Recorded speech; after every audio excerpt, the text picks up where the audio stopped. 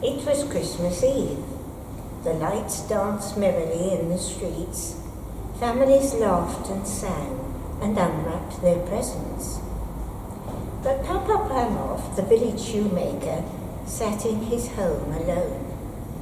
His wife was dead, his children grown up and moved away, and so he sat by himself, an old Bible in his lap, and looked for company in the story of the first Christmas.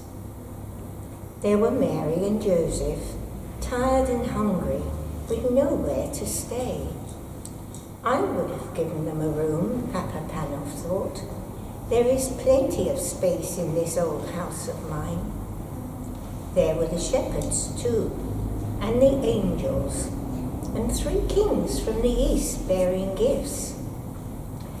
Now what would I have brought, Papa Panov wondered, and he reached for a little box, perched on the top of the highest shelf in his shop. There were 2 tiny shoes in that box, sewn once upon a time by his own nimble fingers. Fingers now grown gnarled and stiff. That's what I would have brought him, Papa Panov smiled, my very best work. Then his head dropped slowly to one side. His glasses fell crooked across his nose, and Papa Panov fell fast asleep. All Christmas Eve he slept, and while he slept he dreamed.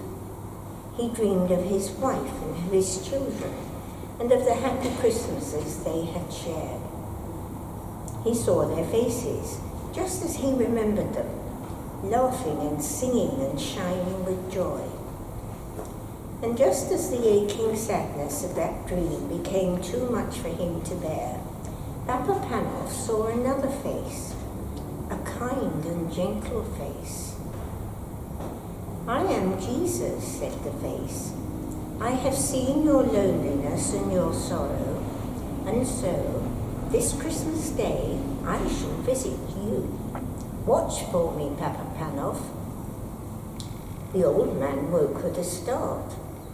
The morning sun was shining in his eyes. It was Christmas Day, and if the dream was true, then Jesus was coming to visit him.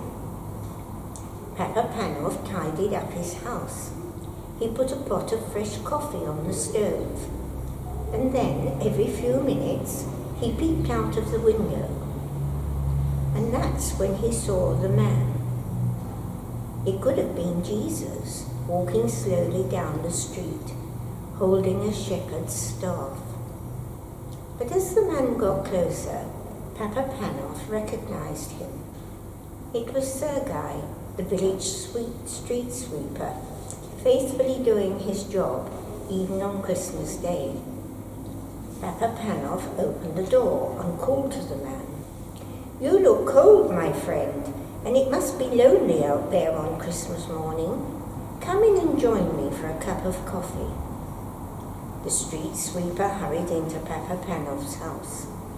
He dusted the snow from his shoulders. He rubbed his freezing hands together. And when Papa Panov handed him the hot mug, he just held it for a while and let the steam rise like a warm cloud over his cold face. Sergei drank his coffee slowly, and though Papa Panov chatted politely with him, and even told him about the dream, the shoemaker still kept an eye on the street outside. Well, I hope your dream comes true, said the street sweeper at last, but I have to get back to work. Thank you for your coffee and your kindness. And with a grateful Merry Christmas, he picked up his broom and went back to sweep the street.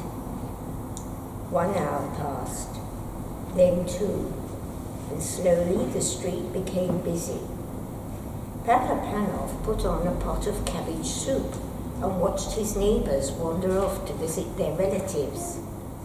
But still there was no sign of Jesus. There was a girl, however, a girl he did not recognize. She walked slowly along the street, a bundle in her arms. and because her clothes were torn and ragged, she shivered with each step. Papa Panov opened the door again. He looked up and down the street, and when he was sure that Jesus was not there, he called to the girl, "Come here, come in from the cold." Papa Panov poured out another cup of coffee and gave the girl a seat close to the stove. He offered to take her bundle, but the girl clutched it tightly to her chest, and that's when the bundle began to cry. "My baby's hungry," the girl whispered. So Papa Panov warmed some milk, and as the girl fed the baby and slowly unwrapped the thin blankets, Papa Panov noticed the child had no shoes. His thoughts flew straight away to that little box again, the one perched on the top of his highest shelf. "But those shoes were for Jesus," he argued silently with himself. The baby cried again, and another look at those frozen toes settled the argument once and for all. Papa Panov reached up, took the box down from the shelf, and put the little shoes before the girl. "I can't take those," she wept. "They're far too fine for someone like me." "For the child's sake, then," Papa Panov pleaded, "for Christmas." When the girl had gone, Papa Panov looked out of the window again.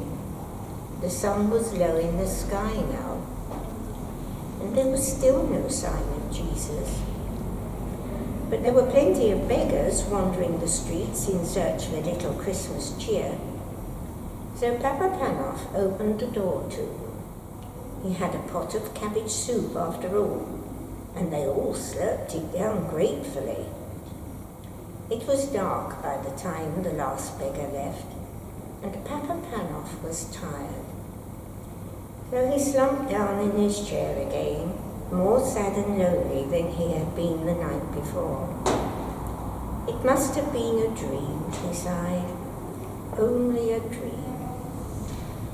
But at that moment, Papa Panov knew he was not alone. He looked up, and there was that face again. It was Jesus standing in the doorway. "When I was hungry," Jesus said, "you fed me. When I was cold, you comforted me. And when I was naked, you gave me something to wear." "But when?" asked Papa Panov. "When did I do these things for you?" "When you warmed the street sweeper, fed the beggars, and you gave your finest shoes to a poor and shivering child. That's when." And Jesus smiled. "Merry Christmas, Papa Panov," he said at last, and then he disappeared into the night, like a vision, like a ghost, and like a dream.